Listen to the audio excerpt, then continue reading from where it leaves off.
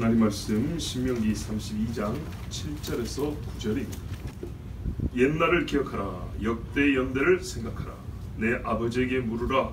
그가 내게 설명할 것이요 내 어른들에게 물으라. 그들이 내게 말하리로다.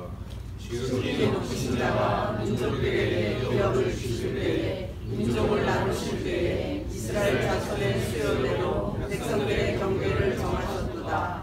여호와의 분깃은 자기 백성이라. 야곱은 그가 택하신 기업이로다. 아멘. 자, 지금 우리가 이스라엘의 국가, 애국가를 듣고 있습니다. 두 번째 시간인데요. 좀 놀라운 가사가 기록되어 있습니다. 뭐라고 되어 있냐면 옛날을 기억하라. 역대 연대를 생각하라. 그랬습니다. 이게 왜 놀랍냐? 좀 우리가 이 말씀을 숙고해 보면 알 수 있습니다. 여러분, 이 노래를 부르는 사람이 모세입니다. 모세 시대부터 옛날이란 언제를 말할까요? 모세 시대부터 옛날이요.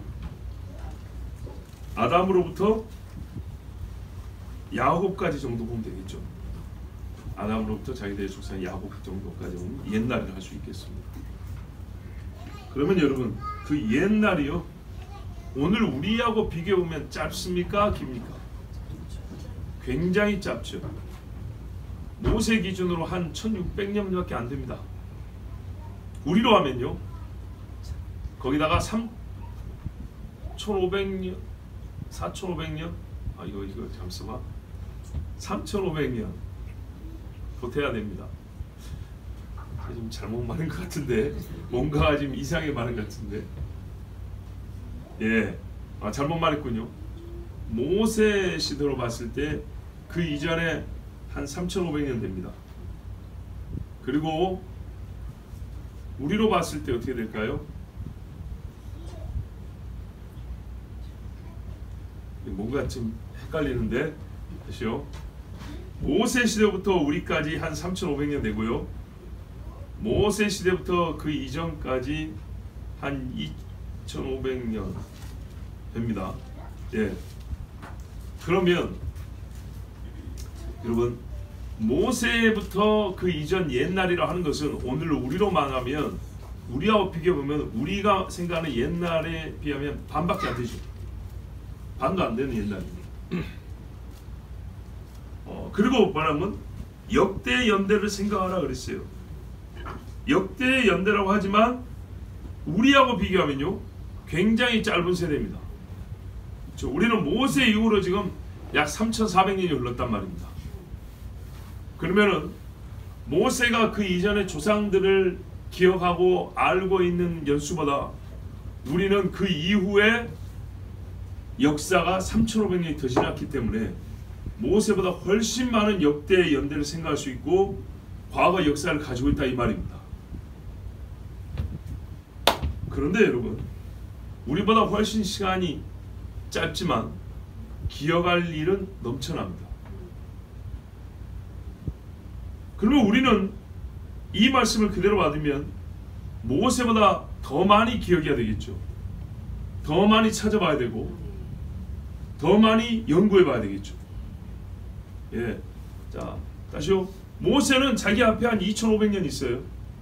우리는 그 뒤로 3500년이 더 있어요. 우리 6000년이라 6000년.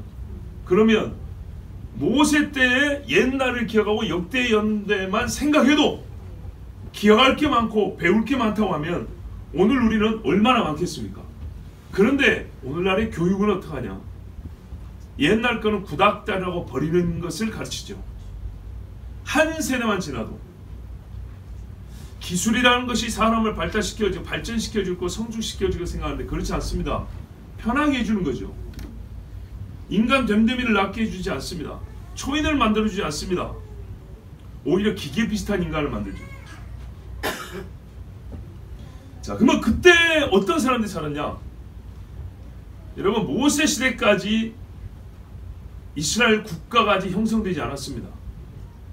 이스라엘이라는 이름도 몇 사람 가지고 있을란지. 왜냐하면 애국에 있을 때 히브리인 이렇게 불렀다고요.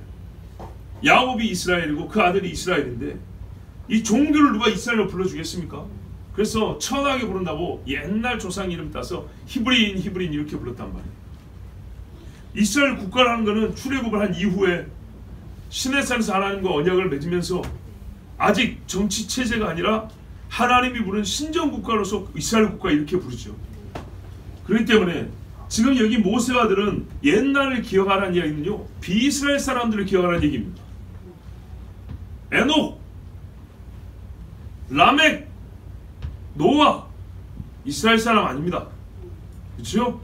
셈, 아르박사, 믿음의 조상이지 이스라엘 사람 아닙니다. 이스라엘이 아닌 사람들의 시대를 하나님 어떻게 해요? 기록에 넣었다는 겁니다. 기록. 그래서 우리 유다서에도 에녹 이야기가 나온단 말이죠. 그날의 증거가, 그 시대 사람들의 증거가 땅에 남아있어요. 그거를 읽어보고 찾아보라는 얘기입니다. 중요한 사실이죠. 이제 막 이스라엘이 탄생하는 순간인데 하시는 말씀이 너희가 있기 전에 내가 아브라함을 택하기 전 세대 옛날 사람들도 찾아보라는 얘기예요. 그래서 우리가 지금 한 시간에 욥기를 이해했죠. 그 말씀과 연계하면 이 말씀이 이해가 되는 거예요. 욥은 이스라엘 사람이 아닙니다. 노아는 이스라엘 사람 아닙니다. 그러나 여러분 성경에 노아가 기록된 거 보세요.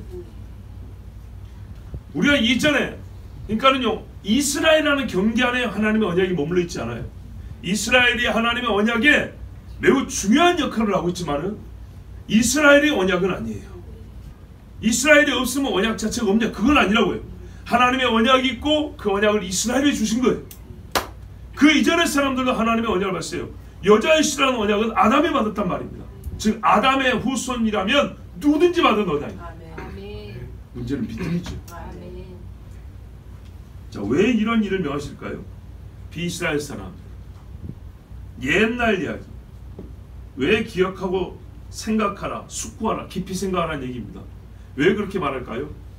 대전제였어요. 사람은 배워야 하기 때문에. 그리고 가장 중요한 배움은요, 어디에 있냐? 과거 역사에 있다는 말입니다. 이스라엘 사람들아, 지금 너희가 가는 광야길의 토지를 분석해봐라. 너희가 마시는 물의 수질을 분석해봐라. 이야기하지 않았습니다. 하나님 안에서 인간이 어떠해야 되는 것이 제일 중요하기 때문에 옛날 사람들을 살펴보라고 말했어요. 그래서 후대의 선지자는 보세요. 옛적 선한 길, 고든 길 그랬어요. 역사는 배움을 위하여 기록을 남겨두고요. 우리도 그러잖아요. 후대를 위하여 가정의 성경 필사를 왜 남겨둡니까? 훨씬 필처도 좋고 인쇄물도 좋게 이렇게 몇만 원 주면 살 수 있는 성경이 있는데 그 알아보기도 힘든 글씨로 무슨 가보 성경으로 남겨줍니까? 그게 뭐죠? 글자는 그 글자나 이 글자나, 아니 이게 더 읽기 쉬워도 누가 쓴 거예요? 우리 아버지가. 왜 썼는데요? 본인의 믿음과 후대의 믿음을 위하여 썼다고 합니다. 이거는 팔아먹으려고 찍어낸 거고, 좋게 말해도 선교하려고 찍어낸 거지만 그 선교 중에 내가 내 배로 나온 내 씨로 태어난 내 자식들을 위하여 그 자식의 영혼을 사랑하여 남긴 책이란 말이죠. 그래서 그게 어떻게 해요? 유물이 되죠. 사람은 배워야 하고 과거로부터 좋은 것을 배울 수 있고, 그리고 그 과거로부터 좋은 것을 하나님이 배우라고 기록을 남겨놓고 유물과 유적을 남겨놨어요. 그래서 우리가 찾아가 봅니다. 수학여행 가면 안타깝게도 놀이공원 가는 수학여행, 그런 학교는 진짜 문 닫아야 될 학교들이에요. 수학이 수학, 닦을수 학문학, 학문을 닦으라는 여행이라고요. 근데 돈은 옛날보다 훨씬 많아요. 왜? 입장료가 비싸고 놀이공원 가려면 돈이 많이 들잖아요. 그래가지고 집에서도 놀 수 있는 것들을 굳이 학교에서 데려간단 말이죠. 본래 수학여행은 뭡니까? 지금까지 배운 걸 견문을 옆에서 함께 조화시켜 보는 거죠. 책상에서 배운 거하고 현장에서 보는 거하고. 여러분, 옛날의 일이지만 지금 유익하기 때문에 지금 배우라는 겁니다. 그때 유익했다. 그러니까 너희도 너희 시대 것들 잘 배워서 지금 잘 살아, 안 그랬어요? 지금 잘 살고 싶으면 옛날 거를 잊지 마라 그랬어요. 그때 이야기가 오늘 우리에게 도움이 됩니다. 왜 그러냐? 해 아래 새 것이 없잖아요. 해 아래 새 것이 없다는 걸 잘 해 아래 즉 피조물 세계에서 피조물의 삶에 있어서 새로울 게 없답니다. 그 중에 대표적인 뭐냐? 인간의 본성이 똑같기 때문에 다를 게 없다는 거예요. 그럼 뭐 어떻게 해요? 타락한 본성이 하나님 앞에 선한 본성이에요. 하나님의 성품을 닮은 모습으로 바뀌는 데 있어서 제일 중요한 교재를 어디서 구할 거냐 할 때 역사에서 배우라는 얘기입니다. 그런데 어떤 역사가도 이런 말을 했어요. 우리가 역사를 통해서 배우는 게 뭐냐면 인간은 역사를 통해서 배우지 않는다는 역사를 배운다고 그랬어요. 이 말은 무슨 말이에요? 진짜 배워야 하는데 배울 때서 못 배운다는 비판적인 목소리잖아요. 역사 공부를 아무리 해줘도 우리의 역사를 보니까 역사에서 절대 배우지 않는다는 역사를 보여주고 있다. 하나님 말씀 뭐래요? 배우라 그랬어요. 옛날 사람한테 배우라. 시대가 변하고 세대가 바뀌었대요. 저희가 청소년 때 X세대가 나왔어요. 참 이름을 붙여도 X래요. X. 그 시대 애들부터 버르장머리가 없기가 이름 말할 수가 없어요. 네. 그때 애들부터 어른들 보나마나 아무데나 담배 피고 침패됐다니까요. 네. 그때부터 배꼽 튀고 다녔다고요. 여전히 사람은요 과거로부터 배우고 과거로부터 솔직히 많이 배운 사람일수록 엄밀히 말하면 우리가 양심적으로 말하면 사람 됨됨이가 좋아요. 밥상머리 교육이라면서요. 사람은 과거로부터 배울 수 있습니다. 배워야 합니다. 제일 좋은 것은 역사에서 배웁니다. 별로 배울 게 없던데요. 양심적으로 보세요. 역사책 얼마나 읽어보셨어요? 중고등학교 때 시험 볼 때 한국사, 세계사 그런 거 말고 진짜 역사책을 얼마나 읽어보셨나요? 우리 청년들에게도 늘 하는 말이 뭐라고요? 좋은 책은 두껍고 오래되고 어려운 책이다. 무슨 책을 읽을까 고민되면 요 세 가지만 맞추면 웬만하면 좋은 책 읽을 수 있다. 뭐라고요? 두껍고 오래되고 어려운 책. 딱 여기 있네 여기. 최고가 여기 있네요. 네, 이게 1번이 1번. 거짓말이 아니잖아요. 지금도 세계에서 신앙으로나 연구 목적으로나 장식용으로나 선물용으로나 제일 많이 팔린 책 성경이죠. 왜 그럴까요? 가치 없는 책은 선물하면 요거도 먹습니다. 읽진 않아도 가치 있다는 것까지는 다 알아요. 여러분 사람이 안 변했고요. 변하지 않는 사람이 정말 변해야 한다는 필요성이 있고 그것이 가능하게 하려면 갈수록 인간은 타락하죠. 더 갈수록 더 떨어진다고요.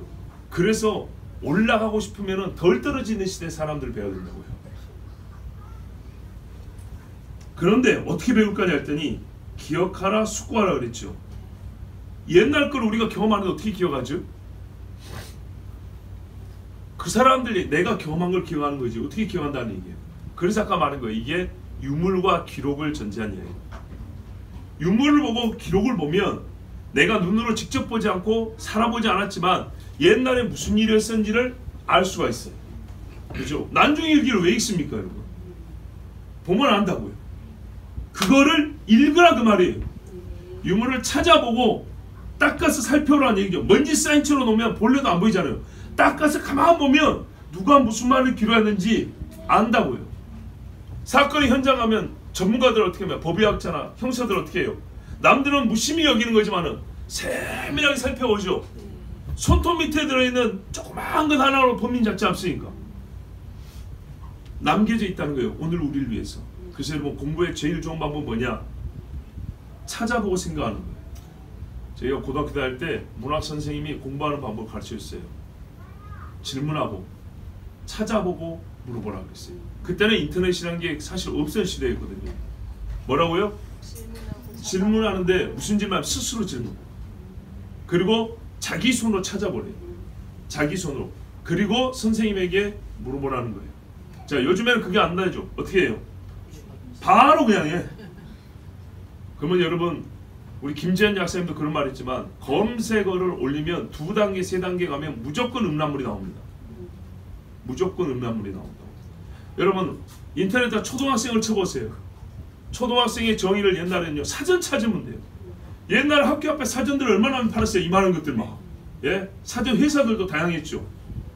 그래서 우리 학교 다닐 때 보면 창틀에 사전 올려놓고 또 누가 훔쳐가면 어떤 놈이 시키고 비싸잖아요. 그러면 또 사고 무거운데 막 가만히 들고 다니고 그랬단 말이에요. 사전을 찾아보는 수고, 근데 지금은 너무 편하죠. 그러니까 지식이 사실 오래 못 갑니다. 근데 그거를 이용하는 거죠. 마귀는 이용을 해요. 초등학생 치면 뭐가 나오는지 아십니까 여러분? 첫 반에 초등생 성폭행 이런 거 나옵니다. 나는 뭐 찾으려고 그랬는데요. 초등학생이란 뜻이 뭐냐를 찾으려고 했지만 어묵이 나온다고요. 그러면 어떻게 해요? 대번에 쪼르륵 거기로 따라갑니다. 근데 한참 20분 30분 지난 다음에 아 초등학생이 뭐지? 숙제해야 되는데 이렇게 나온다고요. 그래서 여러분 책을 찾는 것, 사전을 찾는 것, 이게 우리의 공부 방법으로 건전하고 유익합니다. 수고하여서 공부하는 겁니다. 수고하여서, 고생해서. 하나님이 가르친 방식이요. 찾아보고 생각하는 거예요. 지금도 여러분 집을 얻으려면 어떻게 해요? 인터넷에서 검색을 해보죠. 최종적으로 어떻게 해요? 발품을 팔아야 된다고 그랬잖아요. 시장에서 장사하는 사람도 그냥 주문하고 발품을 팔아서 본인이 시장을 가서 조사해보고 확인하고 물건 상품에 두고 보면 시간이 가면 갈수록 이 사람이 고생을 했지만 고생한 만큼의 대가를 얻습니다. 성경요? 그냥 대충 쳐가지고 남이 하는 설교만 그래 듣지 마시고 찾아보라. 자, 우리 지금 선교사 후보들도 있고 후보생들도 있고 가신 분들도 있는데 제가 여러분한테 어떻게 가르쳤습니까? 남이 한 설교 메모해가지고 그것만 하지 말고 뭐라고요? 본인이 연구하고 준비해라 그랬죠. 늘 읽어보고 나중에 내가 설교하면 어떻게 해야 될까? 나중에 성경을 모르는 사람은 어떻게 가르칠까를 항상 말씀으로 준비하라 그랬죠. 내가 준비한 내 입에 붙은 말이 있어야 된다고요. 실제로 잘 찾아보고 연구하고 이것이 습관이 된 사람들이 가지고 있는 지식은요, 지식의 색깔과 맛이 달라요. 오죽 했으면 여러분 어디 가서 좀 아는 척 하는 법 같은 뭐 이런 책이 나오겠습니까? 그런 책들 많습니다. 30년 전에 무슨 기술 뭐 이런 책들이 유행이더니 지금은요 어디 가서 조금이라도 아는 척 할 수 있는 그런 얄팍한 지식들 모아놓은 것들, 뭐 유머집 모아놓듯이, 그래서 툭툭 단어 몇 개 다니면 저 사람 똑똑한가 봐, 이렇게 사람들에게 진짜 불건전한 오해를 불러일으키는 그런 책들이 많이 나와요. 그게 아니고요, 진짜로 찾아보고 연구하고 깊이 생각하는 사람이 갖고 있는 지식은 지식이 깔끔하고 정결할 뿐만 아니라 그 사람이요 그런 지식을 탐구하는 그 자세가 있죠. 사람이 고결해집니다. 지식도 어디서 어떻게 찾느냐, 어떤 방법으로 찾느냐에 따라 완전 다른 겁니다. 음식도 보세요. 맛이 비슷한 것 같아도 3분 끓여갖고 먹는 거하고 여러분 3일 과하 먹는 게 같습니까? 다르죠. 왜 돈 몇천 원 더 주고 진짜로 국물 좋은 집을 찾아갑니까? 지혜롭고요, 지식을 사용하는 방식도 달라요. 천하게 쉽게 번 돈은 또 그렇게 쓰죠. 마찬가지예요. 지식도 그렇게 얻은 사람은 그렇게 써요. 귀하게 얻은 사람, 힘들게 얻은 사람은요 지식을 정말 가치 있게 씁니다. 무게감 있게 쓴다. 이 7절의 전반부를 신앙인들은 전부 다 마음에 새겨둬야 되고, 공부하는 아이들, 자라고 지식을 습득할 시기를 보내는 아이들은 잘 들어야 돼요. 여기 보니까 주로 저희 애들인데 아빠가 늘 하는 말이 그 말이지. 대충 두드러서 어디 보니까 어떻게 나 이런 말 자주 쓰지 마. 급하면 할 수 있는 것이지만은 항상 찾아보라. 찾아볼 책이 어디 있어? 없기는. 책이 왜 없어요? 근데 문제는 그거예요. 찾아보는 습관이 안 됐으니까 많은 책을 놓고도 어디에 손을 대야 될지 모르고. 여러분 그거 아십니까? 제가 옛날에 청년 때인가 신학교 날 때 배운 거예요. 유대인들은 고등학교 교실이 요만하다 하면 사방이 책으로 둘렸다고요. 노는 거 이런 거 없어요. 고등학생이 사방이 책으로 둘려가지고 선생님이 질문 하나 던지면 시간 줍니다. 이 벽에 쌓여있는 책들 중에 원하는 책 어디라도 무슨 책 몇 권이라도 찾아가지고 너희 토의해가지고 너희 나름대로 분석하고 회의하고 공부해서 결론을 도출해내라. 몇 분 후에 내가 물어보겠다. 이게 학습 방법이에요. 교실에다 책을 쌓아놓습니다. 질문을 던지고 스스로 찾아보게 합니다. 여러분 대단한 사람들이 아닙니까? 결과물을 보세요. 결과물. 세계 포스트 모더니즘의 선두주자라는 프랑스. 그러니까요, 급진적이고 비인간적인 철학을 제일 잘 만드는 사람들이 프랑스 사람들이에요. 프랑스 혁명의 정신이 그대로이기 때문에요. 예? 뭐 자유평등박애 아닙니다. 여러분, 하나님으로부터의 자유를 말하는 겁니다. 진리로부터의 이탈을 말하는 겁니다. 그래서 그 사람들이 뭐예요? 옛날에 에베소에서 아데미어 그랬죠. 위대한 아데미어. 예. 헬라의 여신을 가마에 태워가지고 시가 행진한 것이 바로 프랑스 혁명입니다. 하나님을 떠나자는 거였어요. 뭐 당시 종교 기득권에 어쩌고저쩌지만은 여러분 그거는 표면적인 것이고, 물론 가짜 그리스도인들이 잘못한 게 있죠. 빌미가 되었죠. 결국 그랬어요. 그것은 이성의 힘이었어요. 이성의 힘. 그렇지만 여러분, 그 좋지 않은 불의한 생각을 한 사람들도 어떻게 하냐? 자기들의 앞섬을 위해서, 다른 사람들 지성으로 이끌기 위해서 어떻게 하냐? 거기는 고등학교에 철학 교육이 있어요. 철학 수업. 우리나라 철학 교수 수준의 교수가 고등학교 철학 수업을 합니다. 불의한 것을 가르치는 데도요, 그렇게 대단한 사람들이 청소년들을 가르친다고 했어요. 그러니까 어떻게 해요? 사상의 깊이가 차이가 나니까 못 이기는 겁니다. 한 20년 전쯤에 장신 대학생들을 비롯해가지고 몇 명의 신학생들이, 저로도 말씀드렸죠. 태국에 단기선교 가지고 카페 하나 하루 빌려가지고 1일 카페를 하면서 태국에 있는 그 대학교 학생들을 전도한다고 했는데요, 박살이 나고 왔다 그랬죠. 왜요? 태국에 있는 학생들은 불교와 기독교를 같이 배우는데 연구를 위해서라도, 한국의 학생들은 불교는 고사하고 기독교 신학조차도 자유주의로 배워가지고 토론을 하는데 수준 미달, 이기지를 못하는 거예요. 이기지를. 공부 어떻게 하라고요? 찾아보고 옛날에 조상들이 어떻게 연구를 하고 생각했는지 한번 보라고요. 여러분, 제가 옛날에 신앙고백서를 같이 공부하고 있지 않습니까? 봐보세요. 전기불 없던 시대의 사람들이 우습습니까? 사고가 훨씬 깊어요. 고요한 가운데서 기도하는 것처럼요, 고요한 가운데서 하나님의 말씀을 깊이 들어가고요, 하나님의 말씀 한 구절을 가지고 몇 날 며칠 묵상을 합니다. 그래서 그때 나온 찬양의 가사들을 오늘 우리가 지금 300년 400년이 지났는데 부르고 있지 않습니까? 아까 부른 찬송 여러분 같이 미리 좀 불러보라고 제가 보내드렸죠. 누가 지은 찬송인지 아세요? 위에 누가 썼습니까? 가사, 작사자가 손양원입니다. 손양원. 아무렇게나 우리 찬양 부른 거 아닙니다. 80년 전에 90년 전에 믿음의 사람들이 하나님 앞에 이런 신앙 고백을 가지고 살았던 겁니다. 찾아보고 생각하는 것, 우리 신앙이 너무 중요합니다. 왜 순교자의 기념관을 만들어 놓고 갑니까? 그 후손들에게 너희 이렇게 훌륭한 조상을 두고 있으니 좋겠다, 그게 아니죠. 그 신앙을 배우는 겁니다. 가서 보세요. 거기 편지를 어떻게 썼는가, 감옥에 있으면서도 성도들을 어떻게 썼는가, 그 애가 아빠한테 보고 싶어가지고 편지 쓴 거, 목사와 장로들 사이에 서로 주고받은 편지, 옛날 그 시체로, 옛날 그 종이로 전시가 됐는데 얼마나 감동적인지 모릅니다. 너희 아버지에게 물으라, 그리하면 그가 너희에게 보이리라. 너희 장로들에게 물으라, 친아버지는 아니어도 아버지 같은 어른들에게 물으라는 겁니다. 그리하면 그들이 너희에게 말해주리라. 자, 아버지와 장로들이 역대 이야기를 해줄 것이냐? 해줄 수 있죠.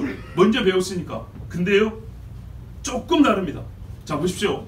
이 역대는 우리보다 시간이 길지 않았어도 1000년 전의 이야기는 우리 아버지나 나나 별 차이가 없어요. 그죠? 무슨 말이냐? 1000년 전의 이야기는요, 그때 쓰여진 글이나 유적들을 보고 배울 수 있어요. 근데 여러분, 30년 전 이야기는요, 우리 아버지가 제일 잘 알아요. 50년 전 사건은요, 우리 할아버지가 다 알고 있어요. 현장감, 그러니까 현재로서 경험한 사람들이 살아있을 때 그 사람들에게 배우라 이 말입니다. 나는 30년 전에 태어나지 않았지만 우리 아버지는 30년 전에 젊은이로서 나 같은 청년으로서 이 현대를 살아왔다 이 말이죠. 그러면은 그때 있었던 이야기, 교과서에서 배운 이야기, 물어보는 겁니다. 50년 전의 이야기 물어보는 겁니다. 6.25를 겪은 분이 계시잖아요. 왜 학교에서 6.25만 쓰기만 하고 왜 물어보지를 않냐 이 말이죠. 보릿고개가 뭔지 경험한 분들이 있단 말이죠. 왜 그걸 안 물어보냔 말이에요. 근래의 역사, 할아버지와 아버지가 경험하고 기억하고 있는 역사, 그리고 그분들이 이전부터 배워왔던 축적된 것들, 왜 지금 이분들은 이렇게 관습을 유지하고 신앙의 행태가, 어떤 의식들이 왜 이 지금 내가 살고 있는 이 시대와 다른가, 이것에 대하여 지금 행하고 있는 40년 전부터 지금까지, 70년 전부터 지금까지 그렇게 하고 있는 그분이 살아있을 때 직접 물어보라는 얘기입니다. 예를 들면 이런 거죠. 아버지, 왜 우리는 1년 중 이날만 되면 양을 꼭 한 마리 잡아가지고 구워서 먹습니까? 맨날 구워서 쓴나물하고 맛없이. 그것도 편히 먹으면 되지. 허리띠에 두르고 신발 신고 지팡이 짚고 이게 뭐 하는 겁니까? 우리 친구들이 다 놀립니다. 그것도 왜 한밤중에 먹어요? 예? 끼니 때 맞춰 먹어야지. 다 못 먹으면 아까워 죽겠는데 우리 부자도 아닌데 왜 그걸 다 태워버립니까? 물어본다는 거예요. 왜요? 이 세대와 다른 생활 방식, 이 세대와 나는 1년에 하루지만은 이 다름 때문에 자녀가 질문을 하게 됐다는 겁니다.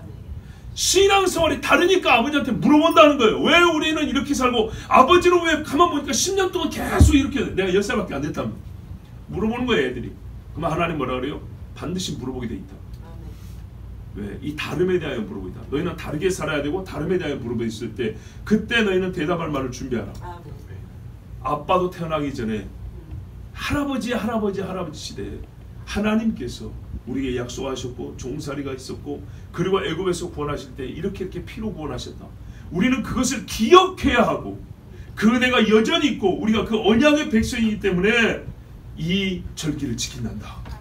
하나님의 약속이 우리에게 믿음으로 아직 우리에게 남아있고 우리가 그 약속을 믿는다는 증거로 오늘의 이 식사법이 정해져 있고 그것을 지킨단다. 이렇게 가르치는 겁니다. 그래서 물으라 얘기합니다. 지극히 높으신 분께서 민족들에게 그들의 유산을 분배하셨을 때, 기업을 주실 때, 인종을 나누실 때 이스라엘 자손의 수혜대로 백성들의 경계를 정하셨도다. 야, 이 말씀이 여러분 어렵죠? 저도 어렵습니다. 이 말씀 풀기가 정말 어려운데요, 너무나 중요한 말씀이에요. 먼저 알 것은 이겁니다.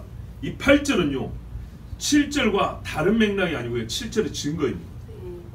무슨 말이냐? 역대의 연대를 생각하라. 왜 과거를 생각해야 되죠? 과거를 생각하면 지금 뭐가 유익이 있는데요? 뭐 배울 게 있는데요? 그 증거를 하나 가르쳐 줄까? 그게 8절입니다. 자, 차근차근 한번 볼까요? 여러분 어떻게 읽히세요? 이 말이 지극히 높으신 자가 민족들에게 기업을 주실 때, 인종을 나누실 때 이스라엘 자손의 수요대로 백성들의 경계를 정하셨도다. 어떤 분에게는 내가 이런 글을 읽은 적이 있어요. 선교하는 분들에게서는 이런 시각이 있는 것 같아요. 무슨 말이야? 미전도 종족이 있잖아요. 수가 어마어마하게 많죠. 그 수가 얼마나 되냐? 이스라엘 자손의 수만큼 많다. 이런 시각의 얘기를 내가 읽어본 기억이 있어요. 그런 뜻인가요? 그렇게 보이십니까? 자, 그러면 생각해 볼까요? 이스라엘 자손의 백성의 수만큼 전 세계의 민족의 수를 말하는 겁니다. 인구수가 아니라 민족의 수가 많다. 그러면 이스라엘이 60만이면 민족의 수도 60만이고 이스라엘이 200만이면 민족의 수도 200만이다, 이런 말이거든요. 이게 말이 안 되잖아요. 언제적 이스라엘을 기준으로 합니까? 12명 기준으로 할까요? 아니면 광야에서 살았던 사람들 기준으로 할까요? 아니면 다윗이나 솔로몬 때 기준으로 할까요? 어렵죠. 그리고 또 중요한 거는 이스라엘이 있기 전에 민족들이 먼저 퍼져나갔는데, 자, 불확정되어 있는 기준으로는요 예언의 성취 여부를 판단할 수가 없습니다. 이게 무슨 말이냐? 이제 잘 들어보십시오, 여러분. 하나님이요 이스라엘이 있기 전에 이런 일을 하셨어요. 자, 아까 우리 7절에 잘 들으시죠? 역대의 연대는 지금 모세 시대로부터 그 앞인데, 모세 때로부터 실질적인 이스라엘인데요, 이스라엘 이전을 보라 그랬습니다. 이스라엘 이전, 그때를 보면 배울 게 있고 깨달을 게 있다 그 말이죠. 그 신뢰로 지금 하나 들은 건데 굉장히 큰 사건입니다. 어떤 사건이냐? 보세요. 민족들을 나누셨다 했어요. 민족들의 기업을 주실 때, 인종을 낳으실 때, 이게 언제 이야기죠? 벨렉 때 이야기죠. 벨렉 때 세상이 나뉘었더라. 바벨탑 사건 이후에 그때 이야기입니다. 그때 하나님이 무슨 일 했냐? 보세요. 이스라엘 자손의 수요대로 백성들의 경계를 정하셨도다. 백성들의 수가 아니고 땅의 경계를 정했다 이 말입니다. 땅 넓이를 정했다. 수대로 사람이 많으면 넓은 땅 주고 적으면은 작은 땅 주고 이렇게 하나님이 정했다는 겁니다. 근데 이게 우리하고 뭔 상황이죠? 그때 이스라엘은 없었고 이스라엘이 없는데 이스라엘은 땅도 없었잖아요. 그죠? 그러니까 옛날을 보라는 거예요. 이게 얼마나 중요한 사건이냐. 무슨 말이냐면요, 민족들을 나누시는 벨렉의 시대에 하나님이 그 민족들의 수요대로 땅의 경계를 주셨는데, 사도행전 17절에 그게 나오잖아요. 사람들 거주할 땅을 주시고 땅의 경계를 정하셨다는 말이, 이 말에 근거해서 사도행전으로 바울이 그 이야기하고 있어요. 이방인 선교하면서. 자, 근데 이때 있지도 않은 이스라엘이 나중에 있을 것인데, 나중에 있을 이스라엘 족속을 위하여 하나님이 땅을 떼어놨다 그 말입니다. 땅의 경계를 정해놨다고요. 여기는 이스라엘이라는 민족이 살 땅이라고 하나님이 미리 정해놨다는 얘기입니다. 근데 땅 넓이는 뭐에 비례한다고요? 인구수에 비례한다고요.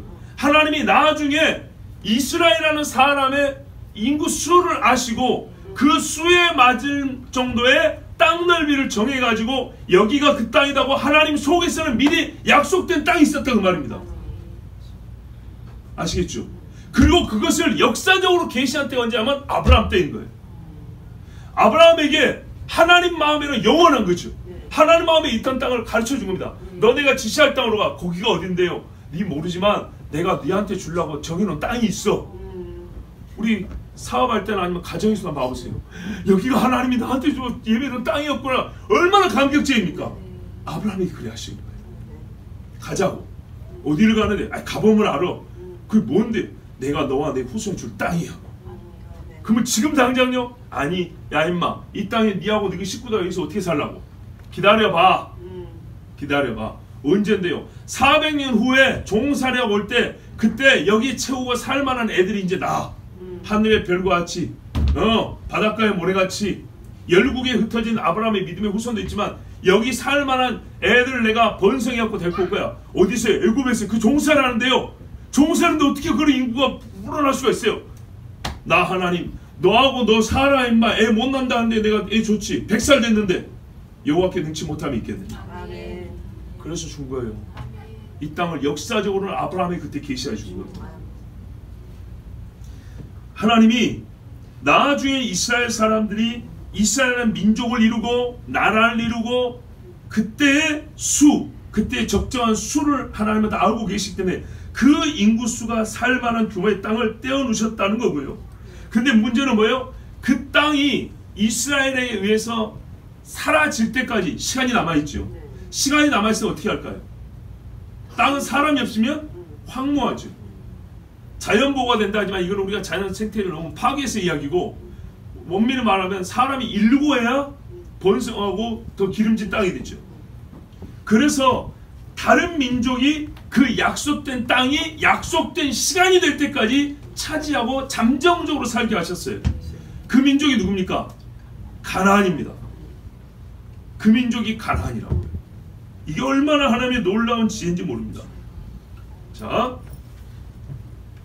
그러면 이게 무슨 말이냐? 그럼 가나안은요, 우리가 말하는 가나안 땅이라고 불리는 그 땅에 살만한 인구를 또 갖고 있어야 된다는 얘기예요. 그쵸? 대원칙은 뭐라고요? 인구수에 맞게 땅을 하나님 정해주셨다는 거예요. 나중에 인간들은 서로 전쟁에서 땅 따먹겠지만 하나님이 처음에 줄 때는 인구수에 맡겨줬다 이 말이에요. 그러면 이스라엘이 들어갈 땅인데 잠정적으로 산 족속이 가나안 족속이었고, 그러면 가나안 족속이 들어갔을 때 이스라엘이 살만한 땅 넓이였죠. 그러면 가나안도 그 넓이에 살만한 인구를 갖고 있었다는 얘기죠. 인구수가 비슷했다는 얘기입니다. 그걸 우리가 어떻게 추정해 볼 수 있냐? 재밌어요. 창세기 10장에 보면 가나안 이야기가 나옵니다. 함의 아들 가나안인데 10장 15절에 가나안은 장자 시돈과 헷을 낳고 또 여부수 족속과 아모리 족속과 기르가스 족속과 히위 족속과 알가 족속과 신 족속과 아로아 족속과 스마 족속과 하마 족속을 낳았더니 이후로 가나안 족속이 흩어져 나아갔더라. 자, 가나안의 경계는 시돈에서부터 이스라엘 바로 위죠. 시돈에서부터 그라를 지나 가사까지와 지금 팔레스티나는 그 지역, 지중해 이 해안 지역, 소돔과 고모라 사해 오른쪽까지, 에돔 바로 위에까지 땅 이스라엘 땅이죠. 요단 동편까지 포함됩니다. 소돔과 고모라와 아드마와 스보임을 지나 라사까지 했더라. 이때 이미 어떻게 가나안의 땅이라는 게 어디냐? 요단 동편이 포함이 돼 있어요. 정확하죠. 그리고 가나안의 아들이 11명이에요. 이스라엘 12아들이에요. 근데 가나안은 이스라엘보다 훨씬 빨리 태어났어요. 훨씬 빨리 태어나서 아들이 하나 적고 그렇지만은 거의 얼추 비슷한 수가 계속 이어져 왔다는 것을 우리가 예상할 수 있죠. 그랬던 겁니다. 이 가나안 사람들의 수가 살만한 땅으로 하나님이 정해준 경계가 시돈에서부터 저기 소돔과 고모라까지, 현재로 말하면 레바논 시리아의 남부 지역부터 애굽 앞에까지, 이집트 바로 앞에까지, 그리고 내륙으로 말하면은 요단강 동편을 일부 포함해서 지금 사해 아래쪽 있죠. 옛날에 소돔과 고모라 거기까지가 가나안 족속이 살던 땅이고 하나님이 이스라엘에게 준 땅이었어요. 실제로 이렇게 줬어요. 어떻게 하냐? 여러분, 솔로몬 당시에 솔로몬이 차지한 땅의 경계를 보세요. 저기 위에까지 올라가죠. 거의 다메섹 앞에까지 올라갑니다. 그리고 앞에 밑으로 내려오면은 애굽 시내, 애굽과의 경계, 이집트 경계까지 내려옵니다. 그리고 더 놀라운 게 뭐냐? 장차 이스라엘이 회복이 된다 그러죠. 이스라엘을 회복했을 때 이스라엘이 얻을 땅이 또 이 경계입니다. 에스겔 48장에 나옵니다. 에스겔 48장 1절부터 8절, 그리고 22절부터 29절. 왜 중간이 비었냐? 중간에는요, 저를 봐보세요. 땅이 위에서부터 내려오다가 중간에 하나님 앞에 성소로 할당된 땅이 있어요. 요거 빼고 다시 지파별로 땅을 분배해 줍니다. 그래서 가운데를 뺐고요. 1절부터 8절 보면 위쪽 지방이 나오는데, 모든 지파 이름은 이와 같으니라. 북쪽 끝에서부터 헤들론 길을 거쳐 하맛 어기를 지나서, 하맛 어기가 뭐냐면 솔로몬 때의 최북단입니다. 시리아 남단. 하맛 어기를 해서 다메섹 경계선에, 다마스쿠스, 다메섹에 있는 경계에 있는 하산 에논까지 그 북쪽으로 하맛 경계선에 미치는 땅, 동쪽에서 서쪽까지는 단의 몫이요, 일반 단지파라 나옵니다. 그걸 쭉 내려옵니다. 뭐 지난 것은 다 있지 않습니다. 쭉 내려온 다음에 중간에 성수가 있고 그 밑에 유다가 나옵니다. 그 밑으로 내려가고 하면은 이제 저 밑에 22절 29절 가면은 밑에가 뭐냐?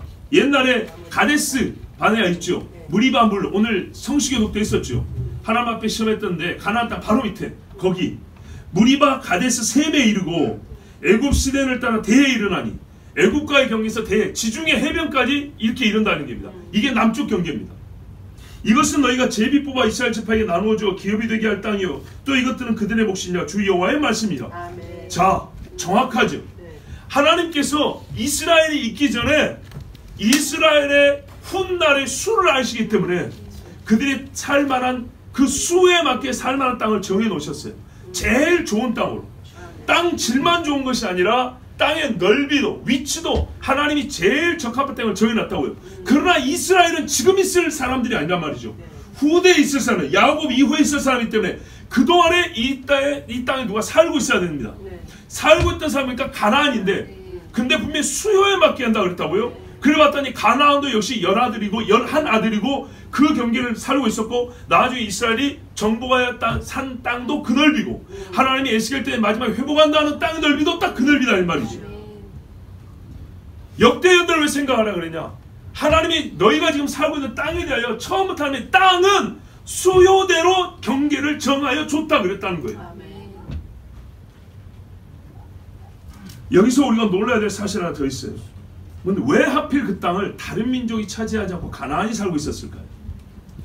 왜 그랬을까요? 역대연들을 생각하라.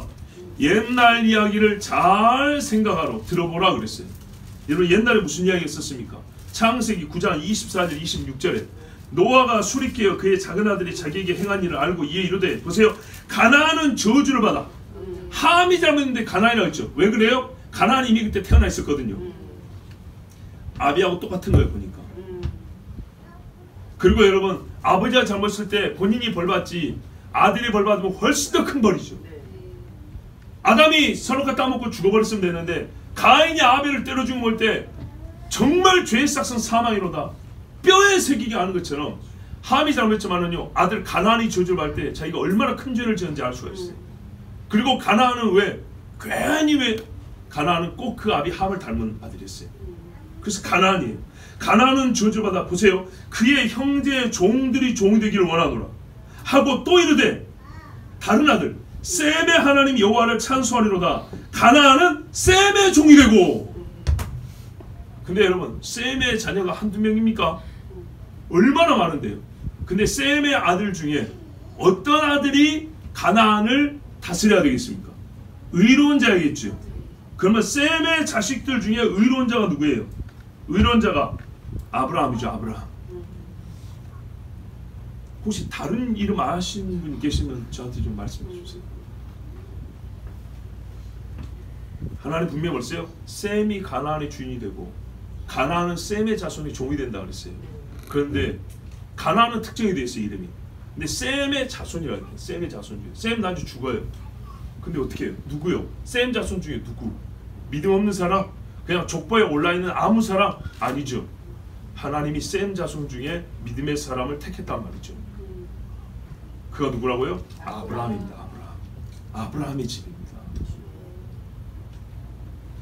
그렇게 해서 하나님은 셈의 자손 아브라함이 가나안을 다스리게 하고 가나안이 야곱의 종, 곧 이스라엘의 종, 셈의 종이 되게 하셨습니다. 이스라엘이 약속된 땅에, 약속의 땅이지만은 처음부터 하면 저희 때문에 저는 약속된 땅으로 오늘 이렇게 부른 겁니다. 약속된 땅에 들어오기까지 가나안은 잠정적으로 그 땅을 차지하고 살았으며 하나님의 진노를 쌓는 역사를 그동안에 계속 쌓아오고 있었어요. 그래서 가나안이니까 무조건 아니죠. 성경에 말했어요. 아브라함에게 너희 자녀가, 너희 자손이 애굽에 가서 4년 동안 종살을 해야 된다 했을 때 왜 그러냐? 잘 들어보세요. 내가 이 땅을 줬는데 나는 공의 하나이기 때문에 그냥 주진 않아. 이 땅에 있는 자들이 죄를 가득 채워서 땅이 그들을 뱉어낼 때가 되면 그들을 뱉어내고 너희를 드린다 그랬어요. 그래서 말했어요. 아모리 족속의 죄악이 아직 관영치 아니하므로, 흘러넘치지 아니하므로. 아모리가 누구예요? 아까 읽었죠. 가나안의 아들 중에 대표적인 얘기가 누구예요? 아모리가 나왔지. 아모리. 아까 창세기 10장에 나왔습니다. 창세기 10장에 뭐랬어요? 시돈, 헷, 여부스, 아모리, 기르가스, 히위, 알가, 신, 아로아, 스말, 하마. 자, 이에 아모리 족속, 즉 가나안의 죄가 가득하게 되었을 때 하나님은 셈의 아들 야곱을 불러 그들을 심판하시고 이스라엘로 그들의 주인이 되게 하셨습니다. 심판하여 죽이기만 했습니까? 참 보세요. 가나안 족속 중에 그런 사람 있었죠. 변장 와가지고, 그죠? 기본 사람들 변장 와가지고 우리가 평생 당신들의 종이 되겠습니다 그러죠. 인간의 실수와 허물이 다 섞여 있지만 하나님은 반드시 지혜와 섭리로 말씀하신 대로 이룬단 말입니다. 그리고 또 놀라운 건 뭐예요? 그 후손들 중에 나중에 솔로몬 시대에 종이 되어가지고 포로기도 같이 끌려갔다가 다시 돌아와서 성전에 봉사자도 나오고.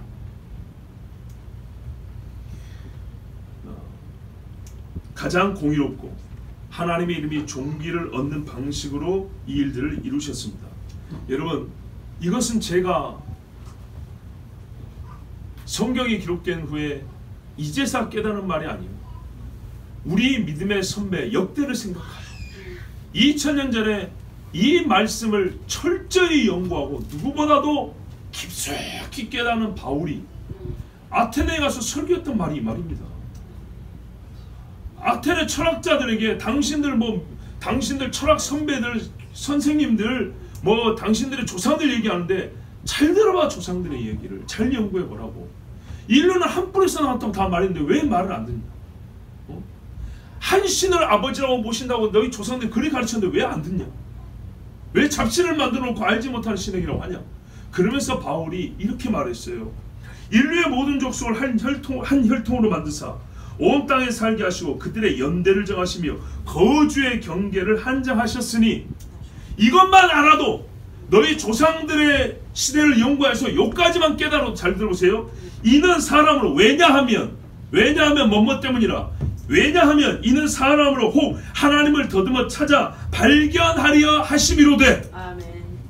이까지만 알아도 신이 있고 인류를 한 혈통으로 만들고 거주의 경계를 정하시고 인생의 그 연수를 정하셨다. 요까지만 깨달아도 한 분 신이 계시는구나. 이 정도 할 수 있다 이 말.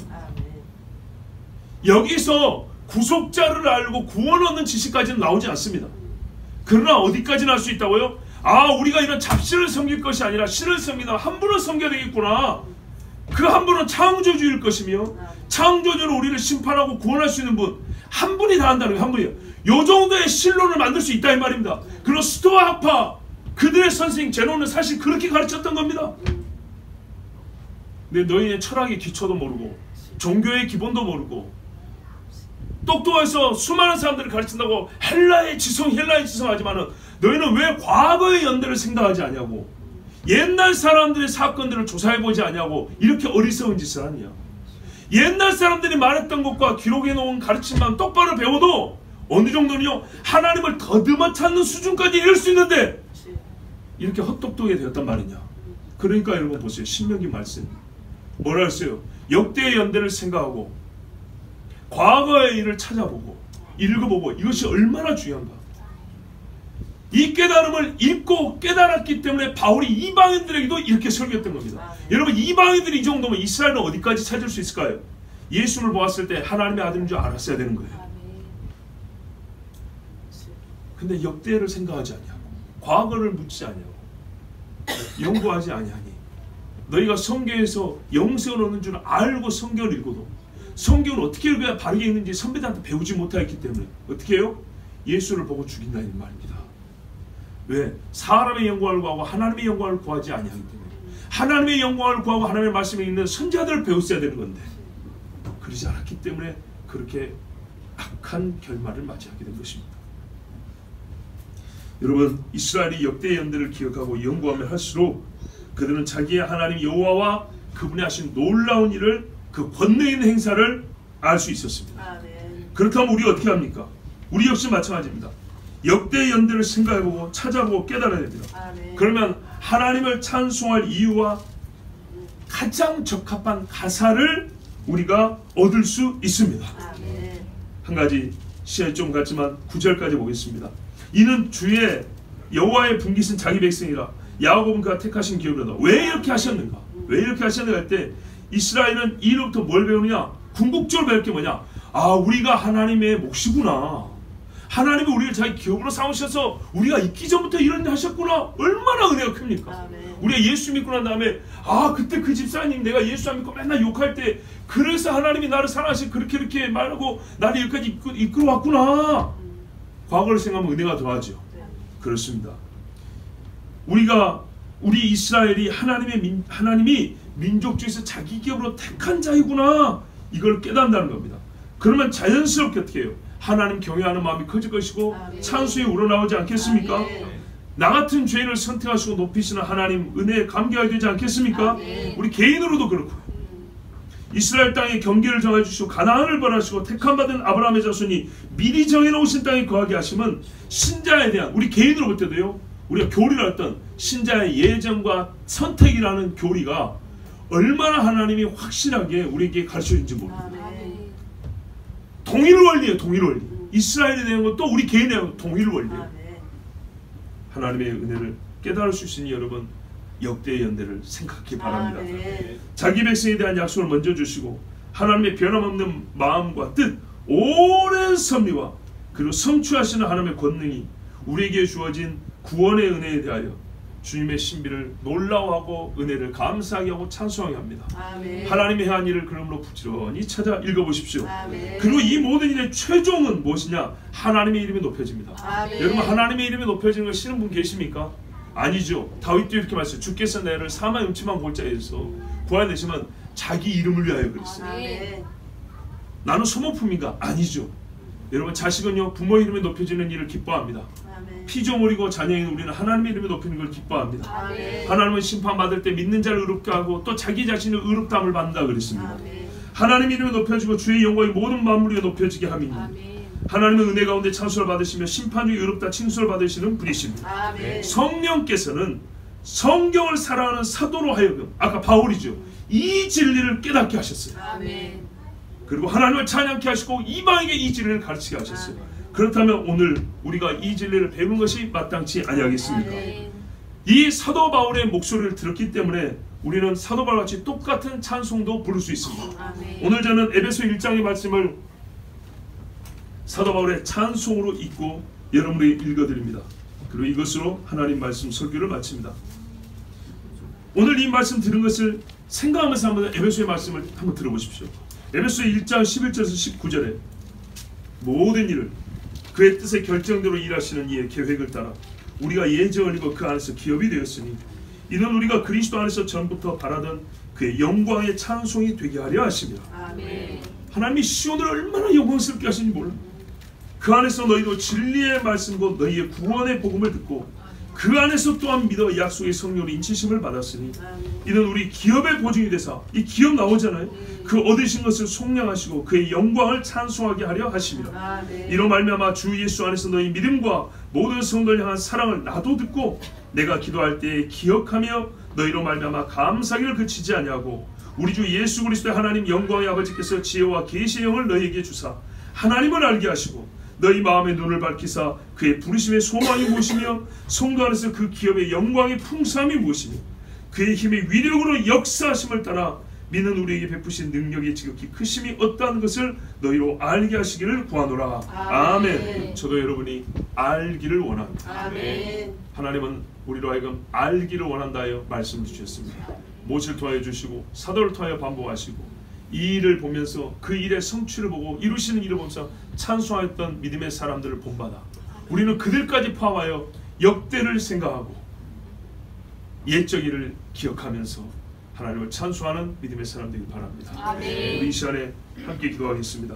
하나님 아버지, 우리 이 시간에 같이 동서로 기도하는데요, 주여, 우리가 하나님 말씀에서 배우는 것이 문자 하나하나 푸는 것이 아니라 하나님께서 원하신 속뜻을 알게 하여 주시고, 여러분 오늘은 옛적의 사람들의 시대를 배우라 하였습니다. 그때를 보다 보면 하나님이 그들의 시대에 그들의 하신 말씀 속에 얼마나 많은 놀라운 신비를 담아두셨고 하나님의 권능을 담아두시고 우리 구원에 대한 은혜를 담아주셨는지 깨달을 수 있다 하였습니다. 아버지, 사도 바울이 이것을 분구하고 연구하여 깨달았습니다. 성령이 보이실 때 우리가 배우게 하여 주시옵소서. 옛적 일을 생각하게 하여 주시옵소서. 그래 오늘도 하나님의 사람을 온전하고 옛적의 믿음의 사람이 찬송했던 것 같이 동일한 찬송을 주께 올리게 하여 주시옵소서. 우리 주 한 몸으로 기도합니다.